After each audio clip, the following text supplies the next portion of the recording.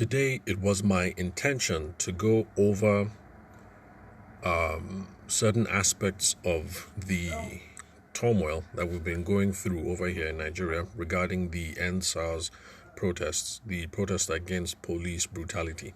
I was going to look at the actions of several of the prominent actors and then see what lessons we can learn about communication and persuasion, and to see how principles of selling and personal sales, to see how those principles could have applied, and maybe speculate as to how these principles could have made a difference in things that, if just to see how, if at all, this could have changed the trajectory of how things turned out to be, particularly in the last 2 or 3 days. So my intention for today was to go over the response of the state governor in Lagos, and basically to see how these principles could apply, and maybe make a case that if those who are in power and who are at the helm of determining public policy, if they were able to take these principles of communication and persuasion, then perhaps they will be able to guide the nation much more safely and much more profitably. Now, in agreement with the rules that I stated yesterday, this episode, since it's tying into the protests, I'm not going to promote on the regular channels that I normally do over on Twitter, Facebook, basically social media stuff. That's because I don't want to use this for newsjacking and to try and use that to promote my brand and to promote my business as a speaker. So that is not the whole point of these podcasts. I'm going to do several of them. I intend to do about 5, and after that I'll get back to regular programming. So for this period, there's not going to be any promotions on social media like I normally do. So I intend for this to be a private conversation between you, my listener, and I. Well, if we could call it somewhat private. Okay. Now, I'm not going to be going into the conduct of the governor anymore, because I received a message this morning and I thought, fantastic, because this message has direct commercial applications. And I think as business people, we would be able to learn more directly and maybe more vividly from this example than from the other issues that I'm going to explore in the podcast, especially since this person that I received the message from also happens to be a wedding vendor just like us. Now, to lend her some anonymity, I'm not going to say what... I'm not going to say her name, the business name, or what will I say? Subgenre? Well, I'm not sure how you would call the classifications under the wedding event industry. So I'm not going to say if she's a photographer or a planner or a cake artist or a makeup artist or an MC. But she's based in Port Harcourt, and she sent out this blast late last night. I didn't see it until this morning, so I'll just go ahead and read the message. So remember that this is a WhatsApp blast that was sent to everyone on her phone. Okay, so the message goes, "Good evening, I hope this meets you well. We're checking in to know that all is well. Please stay safe. God bless Nigeria. From all of us at ... fill in business name." And so that was the broadcast. Now, typically, when people use different kinds of broadcast media on the phone, that's WhatsApp, SMS, Telegram, and I can't remember the other Chinese one. I don't know, is it Baidu or something? I can't remember. But basically, whenever people use these sorts of things, they are trying to, number one, they're trying to follow up. And then number two, they're trying to stay top of mind. And so, yes, it is a good strategy to try and follow up and to remain top of mind with past clients, people that we've done business with, as well as other people in our professional space, other wedding vendors, because it's always a good idea to remain top of mind, because that's going to be one of the easiest ways for people to refer you. I can't refer you if I don't remember you. So I guess the whole point to making these sorts of blasts during this period, and it actually underscores the kind of behavior I'm trying to avoid. I guess the whole point is that this thing has happened, and let's use this as an opportunity to get our name out there. Maybe that was not the intention, but given how it was executed, you can't blame me or any other person for just assuming that, oh, here they are, they're at it again. These business people are trying to use this to promote themselves. Now, what I want to explore using personal sales principles is the different ways that we can tweak this messaging or tweak this approach so that it has the desired effect, that we actually are following up with people in particular, and we are achieving the desired result of remaining top of mind. Because first of all, the first principle, if we can put it that way, that has been violated is that this is not personalized. Now, in the business of sales and personal selling, the whole point of trying to reduce sales resistance is to make sure that you achieve a certain level of commonality. And by that, you're not going to achieve commonality if you, first of all, are not personable and if you're not paying attention to one person in particular. So that's the reason why when you wake up in the morning and you grab your phone and you open your email box, the first thing you do is to go around and promptly delete all the broadcast, all the forwarded broadcast commercial messages that you receive. And you do that without fail every morning, because there's no commonality there, there's no personal rapport, and so you don't have any personal stakes in deleting that sort of message. And when you, as a wedding vendor, make these kinds of broadcasts, especially at times like this, you do not build any form of social capital, and I don't think it achieves the whole point of being top of mind, because I can easily delete this message or ignore this message because there's no personal stake involved on my own end in the message. So if this was a personalized and targeted message, then of course I would have to respond, and we could have been drawn into a conversation that would indeed make this wedding vendor top of mind. So that's the first principle that is being violated there. Well, the basic principle anyway, and that is personalization. So let's just leave it at the angle of personalization. Okay, so this should have been a personalized outreach.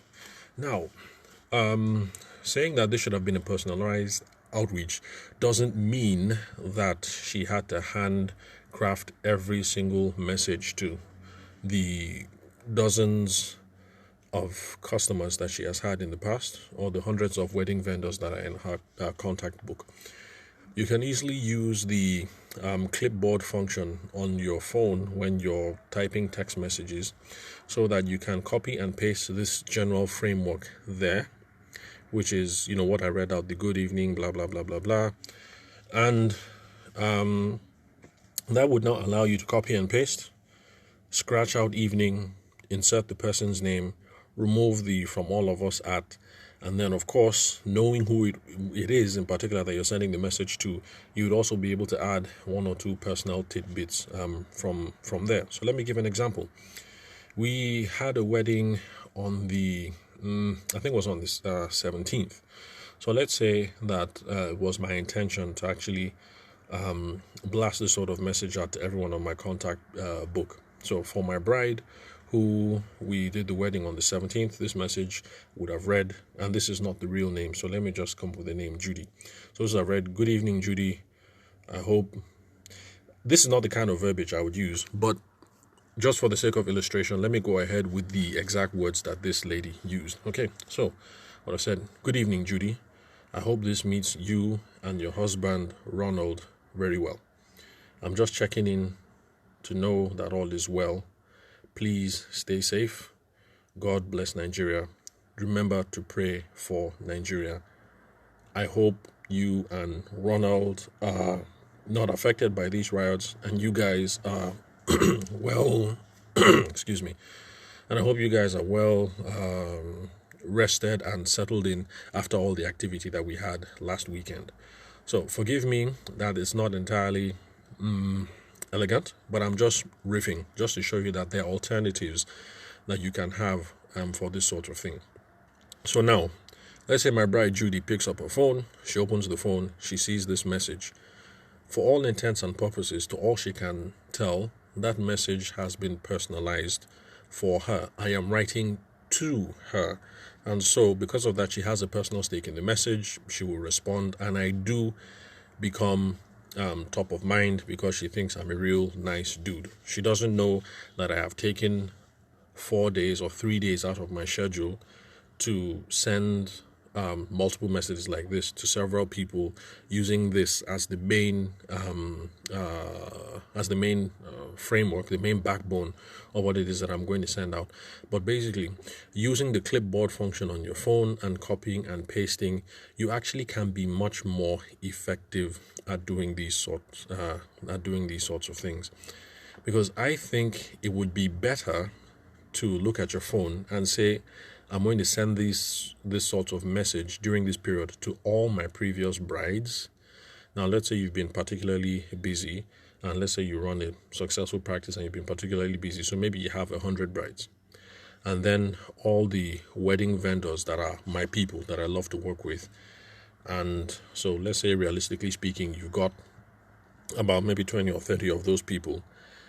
It wouldn't be a bad idea to take 2 or 3 days to say that I'm going to send this sort of message to this 120 or 130 people, and for it to be actually effective, rather than picking up your phone, blasting this message out to everyone, 2,000 contacts on your phone, and then some people, of course, the message is not going to be relevant to some people because your mom receives this message and, well, she's your mom. What does that have to do with her? And your Uncle Henry receives this message too. And and come to think of it, let's say you have an old bride who you did her wedding 3 years ago. You haven't done a good job of keeping in touch. You haven't followed up. Maybe you didn't even have the customer service conversations with her after the wedding, and so there might have been 1 or 2 unresolved issues, assuming you're a wedding planner, and so you didn't get to them. And then all of a sudden, this sort of message pops up on her phone, broadcast message that she knows you just blasted to everybody during this period. It's not going to build you any social capital. It's not going to build you any credibility. It's not going to help you score points. So because these kinds of technology are available that make it easy for us to broadcast, doesn't mean we necessarily have to do so. We can put in a little bit of work, make sure that these things are personalized. It helps us build credibility and it helps us build commonality with people. It makes us seem more personable and like we're paying attention to them. If a person receives these sorts of outreaches from you 3 or 4 times over the course of a year, I mean, God forbid that this thing happens 3 or 4 times every year, but let's just say you send, you have several types of these sorts of outreaches, Christmas, Easter, Salah, New Year, and then occasionally when things are happening in the country. I mean, already that's a good maybe 8, let's say 6. Already that's a good maybe 6 touches or so throughout the whole year. That's a nice way to remain top of mind with our stakeholders, our colleagues, and our previous brides and grooms. So I guess that's my first lesson for today. Because we can blast out these sorts of things doesn't necessarily mean that we should. Let's take some time. Let's personalize these outreaches, personalize these messages, and that will help us truly remain top of mind. Because if we just go around blasting these things all the time, You sometimes you become a bother, and sometimes you become, what should I say, irrelevant at the very best. And believe me, I'm speaking from personal experience because I'm married. So I watch how my wife and my wife's friends react to these sorts of messaging. And for those of you who are guys listening to the podcast, if you pay attention to how your wife treats these sorts of things, the random text messages like this that she receives from, let's say your wife buys lots of stuff from Instagram, like my wife does, pajamas, kiddies clothes, things like that, and everybody's sending these sorts of message. And believe me, if you check your wife's phone or your friend's phone, there's evidence that every single wedding vendor slash Instagram vendor slash, I don't know, whatever other, Facebook groups that promote things and or whatnot, everybody is blasting out these sorts of messaging because they're trying to remain top of mind right now. So you wake up in the morning and then you have 10 messages on your phone and it's all this sorts of thing. So, for those of us who are guys, see how your wife responds to these sorts of things. And it's just delete, delete, delete, delete, or ignore. It's not having the intended effect. So take time out, personalize these messages. The whole point of personal selling, remember, it's called personal selling for a reasoning. You have to be personal, you have to be personable. So yes, we should take advantage of technology, leverage technology, reach as many people as we can, but personalize it. Use the clipboard function on your phone. If you use a Samsung, when you're typing your text messages, at least on the lower end of the Samsung phones, like the J2, that's what I use, the J2 Pro, I believe. So if you look to your top left, there's a little arrow above where the numbers are supposed to be. You click that arrow, and then there's something that looks like a clipboard. It's just a rectangle with scribbles on it. If you tap on that, you're going to see all the text that you have copied recently to paste. So it'll all be there. So that's the function that I'm talking about. I'm not sure about how to access the clipboard function if you're going to use a computer to do these sorts of things, because you can also send WhatsApp on your computer. So maybe for that you'll just have to open a separate Word document or note-taking app and then copy and paste on there and then make the edits from there. But it can be done, assuming that you want to send this slightly tailored message to 120, 130 people. You can just take 3 or 4 days and, copying and pasting and doing, 20 to 30 people every day. You can get this done. And I think that's the best way to do it. So I think at the next recording, I will now look at the way that the governor responded to the allegations of soldiers shooting protesters, and then see what we can learn about that. So thank you very much, guys, for listening. Forgive me if I'm taking us off on a tangent from our regular scheduled programming, where we talk about purely commercial issues that relate to those of us in the wedding industry. But I just feel that from the personal challenges that I have received from some friends of mine, that perhaps those of us who have a voice should lend that voice to topical issues of national significance when they occur. So this is going to be brief, and this is not going to be a habit. So just like during the COVID situation, where I made 2 podcasts on the COVID thing, I'm taking some time out, and I'll see how we can glean some principles about messaging, communications, and sales from this whole thing. We'll address it, and then we'll move on and be back to our regular scheduled programming. So thank you very much, guys, for listening. I'm your host, Abuja-based photographer Tavishima George Ayede. You can hit me up on email at ayede.taver@gmail.com. And borrowing the words of our vendor friend, our wedding vendor friend who sent the broadcast out today, please all of you stay safe. That's for those of you who are particularly based in Lagos. I hear that there's quite a bit of upheaval going on in Lagos right now. So please stay safe. Remember to pray for our country, Nigeria. And for those of you who are my listeners from other parts of the globe, pray for us as well. So God bless us all. God bless Nigeria. I'll catch you all on the next episode.